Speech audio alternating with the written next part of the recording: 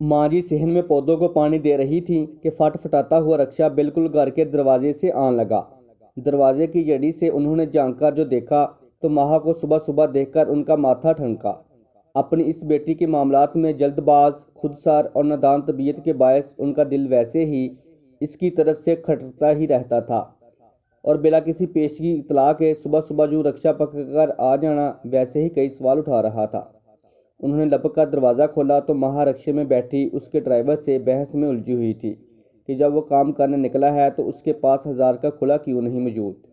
गरीब रक्षे वाला अभी इन जवाबात पर रोशनी डाल ही रहा था कि माँ जी चादर जैसा दुपट्टा सर पर जमाती सलीके से लपेटे हुए बाहर आ गई।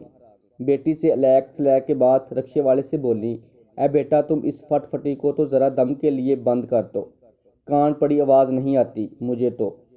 और बेटा ज़रा देर जे दरवाजे के साथ वाली बेंच पर बैठ जाओ, जब तक चाय पी लो तब तक मुलाजिम करीबी दुकान से खुले पैसे ले आता है। ये कहकर उन्होंने फ़ौरन ही मुलाजिम के हाथों उसे नाश्ते की ट्रे भिजवा दी। इससे पहले कि माँ घर में मौजूद बाबज और छोटे भतीजे से मिलने मिलाने में वक्त लगाती, माँ जी उसका हाथ थामे साथ वाली बैठक में उसे घसीट लाई और हैरान होकर पूछा, सब खैरियत तो है, मेरी बच्ची इस तरह कैसे आ गई। माँ ने जवाबन बहुत ही फातहाना अंदाज में उनकी तरफ देखते हुए बताया, मेरी नंदों का तो अपने ससुराल में दिल ही नहीं लगता। बेबे जी बाजी के बेटे की आज छुट्टी थी तो जाट हमारे घर आ गई। मुझे तो ऐसी आग लगी, बगैर किसी से कुछ कहे रक्षा पकड़ा और इधर आ गई।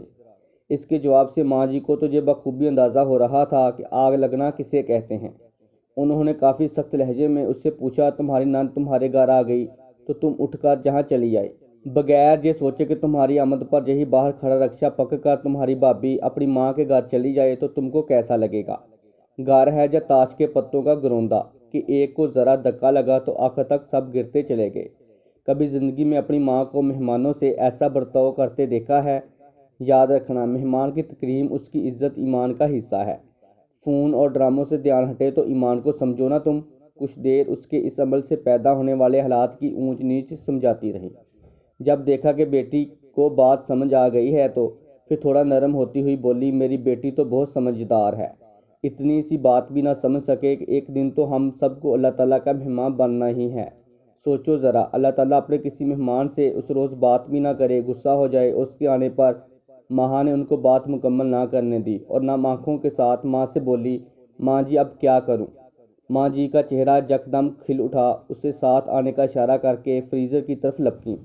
2 पैकेट समोसे और कबाब के निकाल कर बेटी को पकड़ा कर बोली, बस ये सरप्राइज़ अपनी सास और नंद को किस तरह देना है, ये तुम्हारा काम है।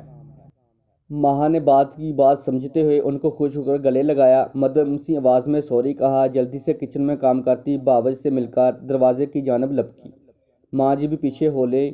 रक्शे वाला प्लेट में चिमटा हुआ जाम चाटने में मसरूफ़ था। उन्हें देखकर कुछ खफगी और कुछ खुशगवार लहजे में बोला, अम्मा देर करा दी, अब सवारी भी मिले कि नहीं इस टीम पर। माँ ने कहा है, सवारी जहाँ से लिया था वहाँ वापस भी जाना है। रक्शे वाले ने जे सुनते ही चापक दस्ती से रिक्शे में बैठकर लीवर खींच डाला। अल्लाह ताला के ढेरों शुक्र के साथ उसकी हिफाजत में अपनी निगाहों से दूर होती बेटी को देते हुए माँ जी घर का दरवाज़ा बंद करते हुए मुस्कुरा रही थी कि रक्शे की फिट फिट उन्हें ज़िंदगी भर कभी इतनी सुरीली न लगी थी जितनी इस दम लग रही थी।